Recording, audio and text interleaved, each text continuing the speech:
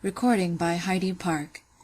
Agnes Grey by Anne Bronte. Chapter 11. Chapter 11. The Cottagers. As I had now only one regular pupil, though she contrived to give me as much trouble as 3 or 4 ordinary ones, and though her sister still took lessons in German and drawing, I had considerably more time at my own disposal than I had ever been blessed with before, since I had taken upon me the governess's yoke, which time I devoted partly to correspondence with my friends, partly to reading, studying, and the practice of music, singing, etc., partly to wandering in the grounds or adjacent fields, with my pupils if they wanted me, alone if they did not. Often, when they had no more agreeable occupation at hand, the Misses Murray would amuse themselves with visiting the poor cottagers on their father's estate, to receive their flattering homage, or to hear the old stories and gossiping news of the garrulous old woman, or perhaps to enjoy the purer pleasure of making the poor people happy with their cheering presents and their occasional gifts, so easily bestowed, so thankfully received. Sometimes I was called upon to accompany one or both of the sisters in these visits, and sometimes I was desired to go alone, to fulfill some promise which they had been more ready to make than to perform, to carry some small donation, or to read to one who was sick or seriously disposed, and thus I made a few acquaintances among the cottagers, and, occasionally, I went to see them on my own account. I generally had more satisfaction in going alone than with either of the young ladies, for they, chiefly owing to their defective education, comported themselves towards their inferiors in a manner that was highly disagreeable for me to witness. They never, in thought, exchanged places with them, and, consequently, had no consideration for their feelings, regarding them as an order of being entirely different from themselves. They would watch the poor creatures at their meals, making uncivil remarks about their food and their manner of eating. They would laugh at their simple notions and provincial expressions, till some of them scarcely durst venture to speak. They would call the grave elderly men and women old fools and silly old blockheads to their faces, and all this without meaning to offend.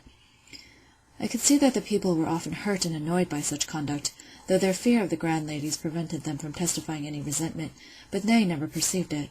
They thought that, as these cottagers were poor and untaught, they must be stupid and brutish, and as long as they, their superiors, condescended to talk to them, and to give them shillings and half-crowns, or articles of clothing, they had a right to amuse themselves, even at their expense, and the people must adore them as angels of light, condescending to minister to their necessities, and enlighten their humble dwellings. I made many and various attempts to deliver my pupils from these delusive notions without alarming their pride, which was easily offended and not soon appeased, but with little apparent result, and I know not which was the more reprehensible of the two. Matilda was more rude and boisterous, but from Rosalie's womanly age and ladylike exterior better things were expected, yet she was as provokingly careless and inconsiderate as a giddy child of 12.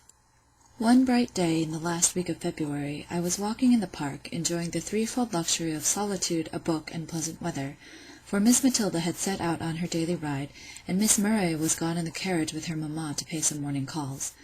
But it struck me that I ought to leave these selfish pleasures, and the park, with its glorious canopy of bright blue sky, the west wind sounding through its yet leafless branches, the snow wreath still lingering in its hollows but melting fast beneath the sun, and the graceful deer browsing on its moist herbage already assuming the freshness and verdure of spring, and go to the cottage of one Nancy Brown, a widow, whose son was at work all day in the fields, and who was afflicted with an inflammation in the eyes, which had for some time incapacitated her from reading, to her own great grief, for she was a woman of a serious, thoughtful turn of mind.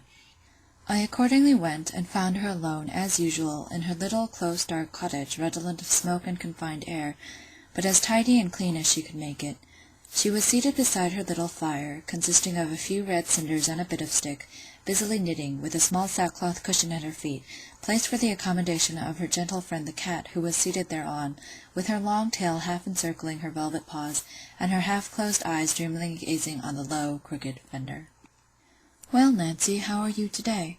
"Why, middling, miss, I'm myseln. My eyes is no better, but I'm a deal easier in my mind nor have I been," replied she, rising to welcome me with a contented smile, which I was glad to see, for Nancy had been somewhat afflicted with religious melancholy. I congratulated her upon the change. She agreed that it was a great blessing, and expressed herself right down thankful for it, adding, "If it please God to spare my sight, and make me so as I can read my Bible again, I think I shall be as happy as a queen."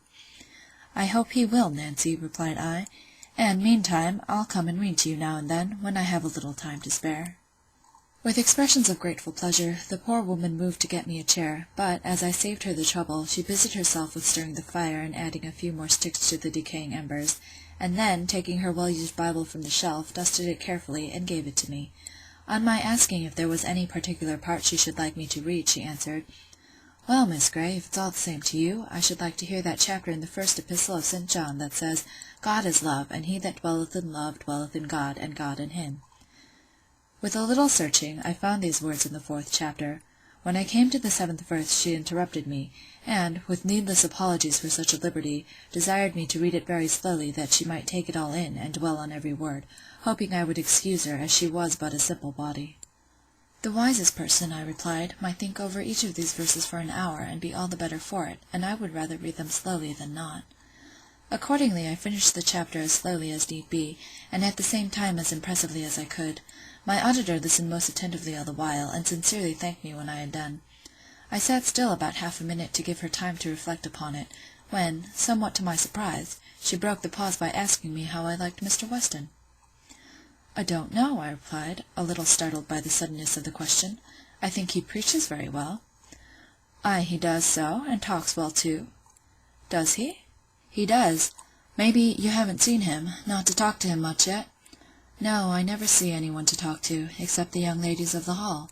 They're nice, kind young ladies, but they can't talk as he does." "Then he comes to see you, Nancy?" "He does, miss, and I's thankful for it. He comes to see all us poor bodies a deal oftener nor Master Bligh or the rector ever did, and it's well he does, for he's always welcome. We can't say as much for the rector. There is 'at says they're fair feared on him. When he comes into a house, they say he's sure to find summat wrong, and begin a-calling him as soon as he crosses the door-stones, but maybe he thinks it's his duty like to tell him what's wrong. And very oft he comes a-purpose to reprove folk for not coming to church, or not kneeling and standing when other folk does, or going to the Methody chapel, or summat of that sort. But I can't say 'at he ever fund much fault with me. He came to see me once or twice afore Master Weston come, when I was so ill troubled in my mind, and as I had only very poor health besides, I made bold to send for him. And he came right enough. I was sore distressed, Miss Grey. Thank God it's over now. But when I took my Bible I could get no comfort of it at all. That very chapter 'at you've just been reading troubled me as much as aught. He that loveth not knoweth not God. It seemed fearsome to me, for I felt that I neither loved God nor man as I should do, and could not, if I tried ever so. And the chapter afore, where it says, 'He that is born of God cannot commit sin,' and another place where it says, 'Love is the fulfilling of the law,' and many, many others, miss. I should fair wear you out if I was to tell them all. But it all seemed to condemn me, and to show me 'at I was not in the right way, and as I knew not how to get into it, I sent our Bell to beg Master Hatfield to be as kind as to look in on me some day, and when he came, I told him all my troubles." "And what did he say, Nancy?" "Why, miss, he seemed to scorn me. I might be misda'en, but he gave a sort of whistle, and I saw a bit of a smile on his face, and he said, 'Oh, it's all stuff. You've been among the Methodists, my good woman.' But I told him I'd never been near the Methodies. And then he said, 'Well,' says he, 'you must come to church, where you'll hear the Scriptures properly explained, instead of sitting poring over your Bible at home.' But I told him I always used coming to church when I had my health, but this very cold winter weather I hardly durst venture so far, and me so bad with the rheumatic and all. But he says, 'It'll do your rheumatiz good to hobble to church. There's nothing like exercise for the rheumatiz. You can walk about the house well enough, why can't you walk to church?